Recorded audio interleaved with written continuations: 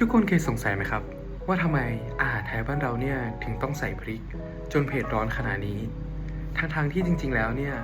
พริกไม่ใช่พืชพื้นเมืองของเอเชียเลยนะครับสวัสดีครับผมนายกรวิทย์ฟักแก้วชั้นม.6/9เลขที่8ครับวันนี้ผมจะมาสรุปยุคแห่งการสำรวจทางทะเลให้ฟังครับเรื่องนี้เนี่ยต้องย้อนไปเมื่อประมาณ700ปีก่อนครับผมมีชายชาวอิตาลีคนหนึ่งชื่อว่ามาโคโปโลเขาเนี่ยเดินเท้าผ่านเส้นทางสายไหมบนบกมาถึงประเทศจีนนะครับและพอกลับไปยุโรปเนี่ยแกก็เขียนบันทึกเรื่องราวความอลังการของเอเชียทั้งเรื่องทองคำผ้าไหมและที่สำคัญคือเครื่องเทศครับบันทึกเล่มนั้นเนี่ยทำเอาชาวยุโรปคลั่งไคล้เครื่องเทศกันใจจะขาดเลยครับผมแต่แล้ววันดีคืนดีเส้นทางบนบกที่มาโคโปโลเคยเดินกลับถูกจักรวรรดิออตโตมันยึดและปิดตายลงราคาเครื่องเทศเนี่ยพุ่งทะยานแพงกว่าทองคำครับในเมื่อทางบกถูกปิดแล้วคำตอบเดียวที่เหลืออยู่ตอนนี้คือพวกเขาเนี่ยต้องออกทะเลครับเพื่อหาเส้นทางใหม่ไปเอเชียให้ได้ครับและนี่คือจุดเริ่มต้นของยุคแห่งการสำรวจทางทะเลครับที่ขับเคลื่อนด้วยคำว่า gold ที่แปลว่าทองคำ glory ที่แปลว่าเกียรติยศและ God ที่แปลว่าพระเจ้าครับคนแรกครับวาสโกดากามาครับคนนี้เนี่ยเป็นชายชาวโปรตุเกสนะครับชายคนนี้เนี่ยใจเด็ดมากเลยนะครับแกเนี่ยพากองเรือ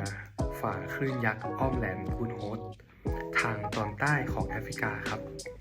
แล้วก็แล่นตัดมหาสมุทรอินเดียไปจนถึงอินเดียได้สำเร็จเป็นคนแรกเลยนะครับโปรตุเกสเนี่ยก็เลยกลายเป็นเศรษฐีใหม่ทันทีเลยนะครับเพราะว่าได้คุมเส้นทางเครื่องเทศสายนี้ไปแล้วครับคนที่สองนะครับผมทุกคนน่าจะคุ้นชื่อและรู้จักชื่อนี้เป็นกันดีนะครับคือคริสโตเฟอร์โคลัมบัสครับคริสโตเฟอร์โคลัมบัสเนี่ยเป็นชายชาวสเปนครับ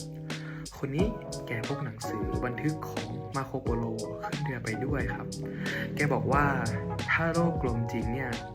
ล่องเรือไปทางที่ตะวันตกเรื่อยๆก็ต้องเจอเอเชียสิแกเลยแล่นเรือไปโผล่ที่หมู่เกาะแคริบเบียนแกรู้สึกภูมิใจมากเลยนะครับว่าตัวเองเนี่ยถึงอินเดียแล้วแต่จริงๆแล้วไม่ใช่เลยครับแกดันไปเจอทวีปอเมริกา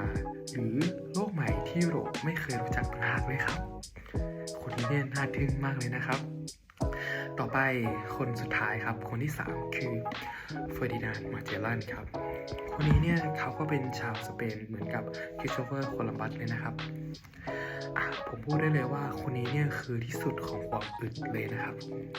เพราะว่าแกเนี่ยพากองเรือแล่นรอบโลกได้เป็นครั้งแรกในประวัติศาสตร์เลยครับไม่ว่าเสบียงจะหมดจนลูกเรือต้องต้มเศษหนังวัวหรืออะไรต่างๆทั้งชีวิตเนี่ยแล้วก็ตัวแกเองเนี่ยก็ได้เสียชีวิตระหว่างทางเลยนะครับเกิดจากการต่อสู้นะครับแต่ว่ามันก็พิสูจน์ให้โลกเห็นได้แบบไร้ข้อกังขาเลยนะครับว่าโลกเรากลมและมหาสมุทรทั้งหมดเนี่ยเชื่อมต่อถึงกันครับแล้วการเดินเรือของพวกเขาในวันนั้นเนี่ยส่งผลอะไรกับเราในวันนี้ครับมันทำให้เกิดสิ่งที่เรียกว่า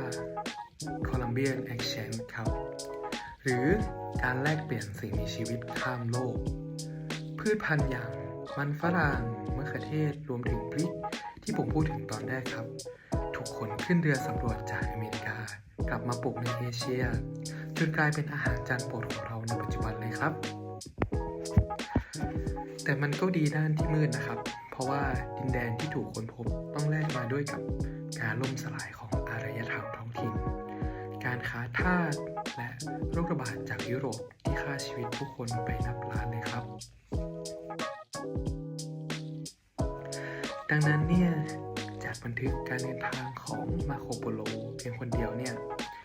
มันทำให้มนุษยชาติกล้าที่จะแล่นเรือออกไปสู่มหาสมุทรที่ไม่รู้จักและเชื่อมโลกเข้าด้วยกันเป็นครั้งแรกครับผลลัพธ์ของการเดินทางเมื่อหลายร้อยปีก่อนเนี่ยครับจึงไม่ได้หายไปไหนเลยแต่ว่ามันยังอยู่ในวิถีชีวิตและอยู่ในจานอาหารตรงหน้าของเราในทุกๆวันครับคำคมวันนี้นะครับผมบางครั้งความสำเร็จที่ยิ่งใหญ่ก็มาจากการหลงทางเหมือนคริสโตเฟอร์โคลัมบัสครับ สำหรับวันนี้ผมก็จบการพูดเพียงเท่านี้ครับผม ขอบคุณครับ